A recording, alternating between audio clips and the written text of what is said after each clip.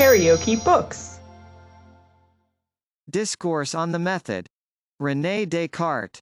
Translated by John Veitch. Part 4. I am in doubt as to the propriety of making my first meditations in the place above-mentioned matter of discourse, for these are so metaphysical, and so uncommon, as not, perhaps, to be acceptable to every one. And yet, that it may be determined whether the foundations that I have laid are sufficiently secure, I find myself in a measure constrained to advert to them. I had long before remarked that, in relation to practice, it is sometimes necessary to adopt, as if above doubt, opinions which we discern to be highly uncertain, as has been already said, but as I then desired to give my attention solely to the search after truth, I thought that a procedure exactly the opposite was called for, and that I ought to reject as absolutely false all opinions in regard to which I could suppose the least ground for doubt, in order to ascertain whether after that there remained aught in my belief that was wholly indubitable.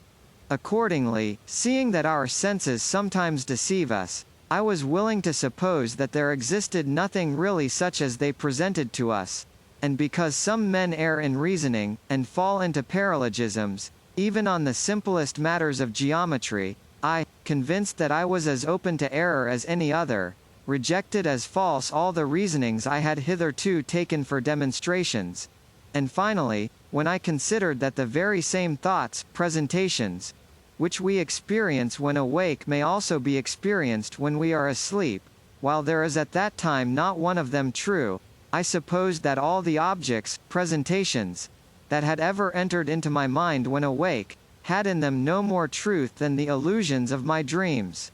But immediately upon this I observed that, whilst I thus wished to think that all was false, it was absolutely necessary that I, who thus thought, should be somewhat, and as I observed that this truth, I think, therefore I am, cogito ergo sum, was so certain and of such evidence that no ground of doubt, however extravagant, could be alleged by the skeptics capable of shaking it, I concluded that I might, without scruple, accept it as the first principle of the philosophy of which I was in search.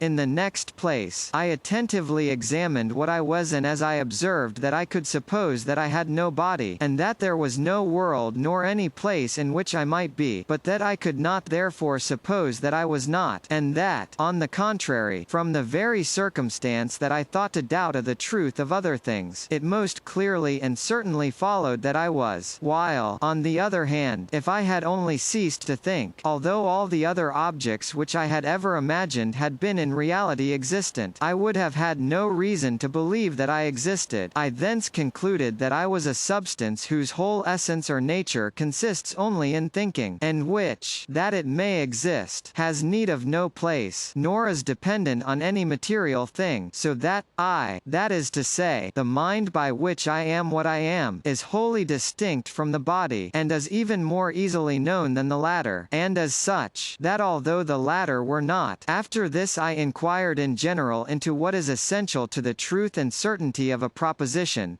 for since I had discovered one which I knew to be true, I thought that I must likewise be able to discover the ground of this certitude. And as I observed that in the words I think, therefore I am, there is nothing at all which gives me assurance of their truth beyond this, that I see very clearly that in order to think it is necessary to exist, I concluded that I might take, as a general rule, the principle, that all the things which we very clearly and distinctly conceive are true, only observing, however, that there is some difficulty in rightly determining the objects which we distinctly conceive. In the next place, from reflecting on the circumstance that I doubted, and that consequently my being was not wholly perfect, for I clearly saw that it was a greater perfection to know than to doubt, I was led to inquire whence I had learned to think of something more perfect than myself, and I clearly recognized that I must hold this notion from some nature which in reality was more perfect. As for the thoughts of many other objects external to me, as of the sky, the earth, light, heat, and 1,000 more, I was less at a loss to know whence these came.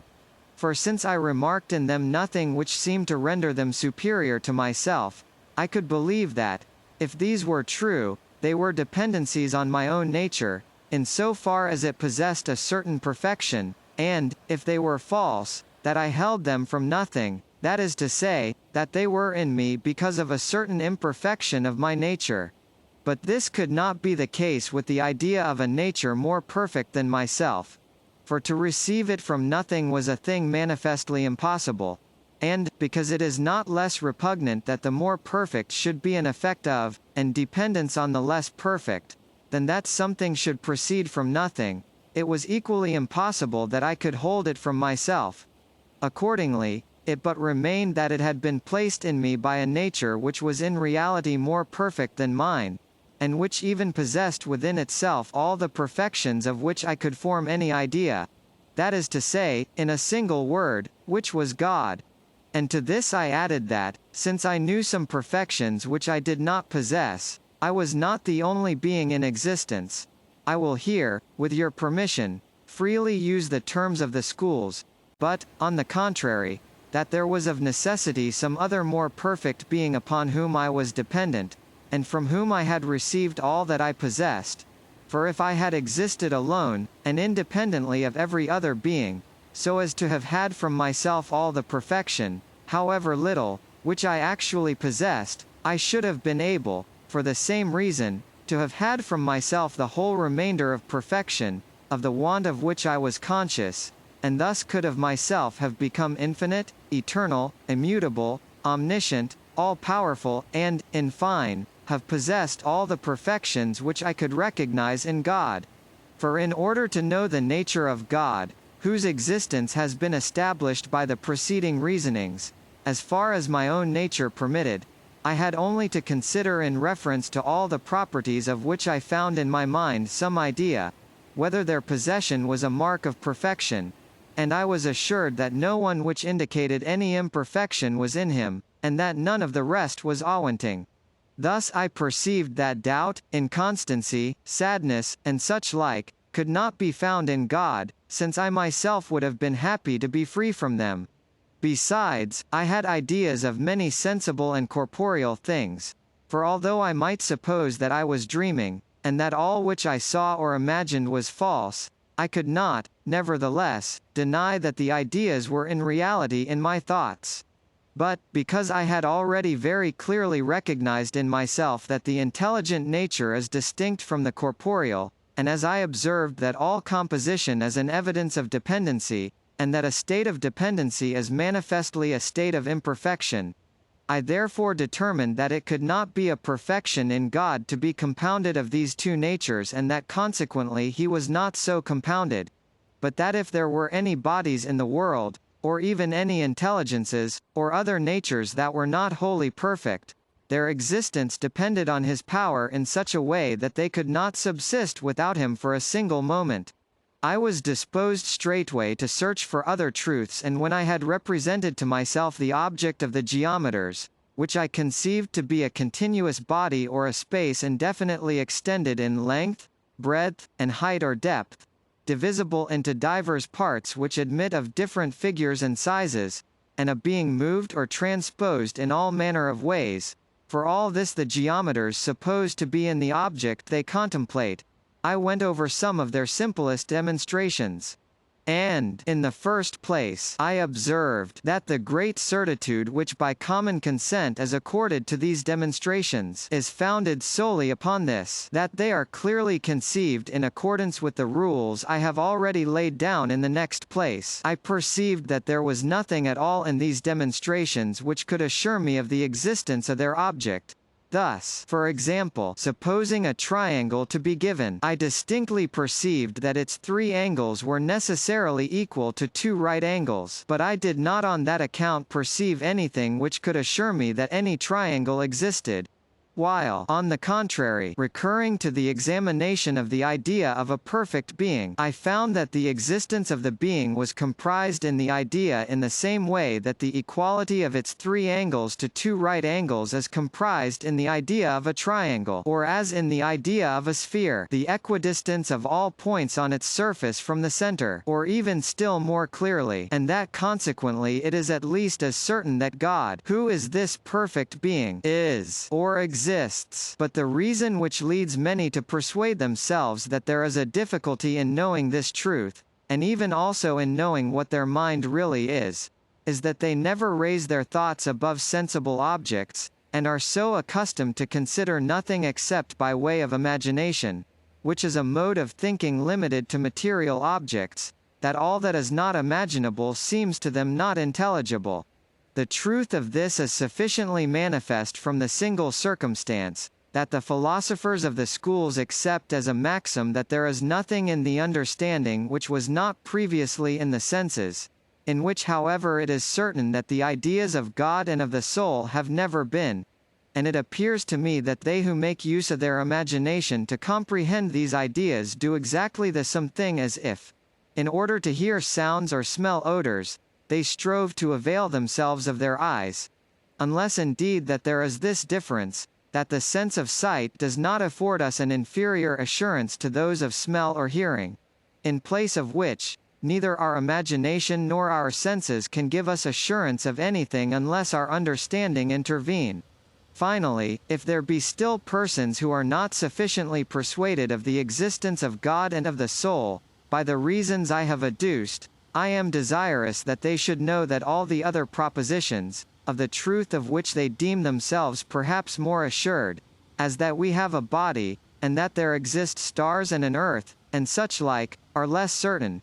For, although we have a moral assurance of these things, which is so strong that there is an appearance of extravagance in doubting of their existence, yet at the same time no one, unless his intellect is impaired, can deny, when the question relates to a metaphysical certitude, that there is sufficient reason to exclude entire assurance, in the observation that when asleep we can in the same way imagine ourselves possessed of another body and that we see other stars and another earth, when there is nothing of the kind.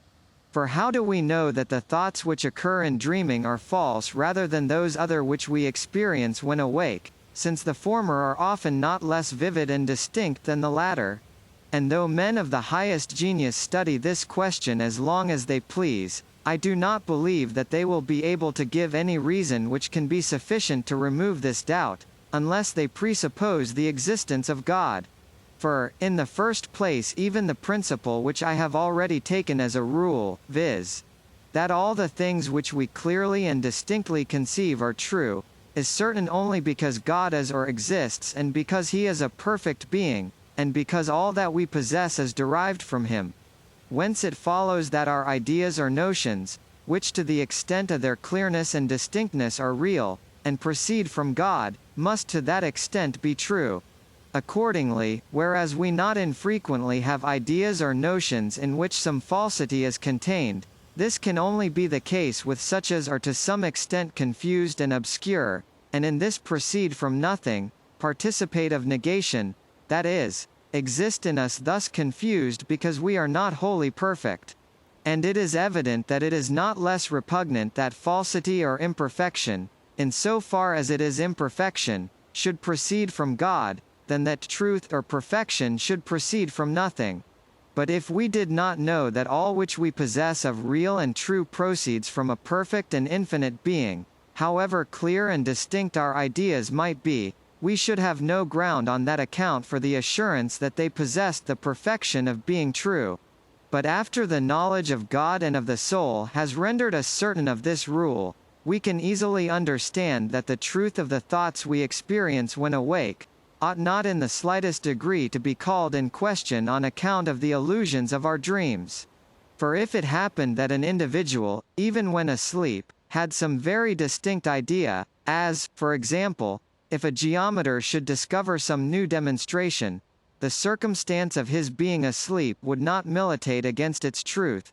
And as for the most ordinary error of our dreams, which consists in their representing to us various objects in the same way as our external senses, this is not prejudicial, since it leads us very properly to suspect the truth of the ideas of sense, for we are not infrequently deceived in the same manner when awake, as when persons in the jaundice see all objects yellow, or when the stars or bodies at a great distance appear to us much smaller than they are. For, in fine, whether awake or asleep, we ought never to allow ourselves to be persuaded of the truth of anything unless on the evidence of our reason.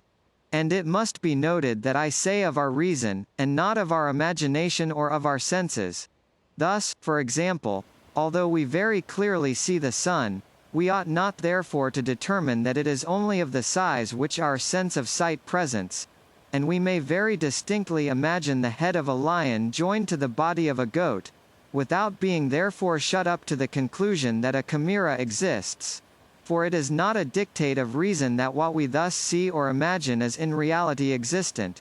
but it plainly tells us that all our ideas or notions contain in them some truth. For otherwise it could not be that God, who is wholly perfect and veracious, should have placed them in us. And because our reasonings are never so clear or so complete during sleep as when we are awake, although sometimes the acts of our imagination are then as lively and distinct, if not more so than in our waking moments, reason further dictates that, since all our thoughts cannot be true because of our partial imperfection, those possessing truth must infallibly be found in the experience of our waking moments rather than in that of our dreams. KaraokeBooks.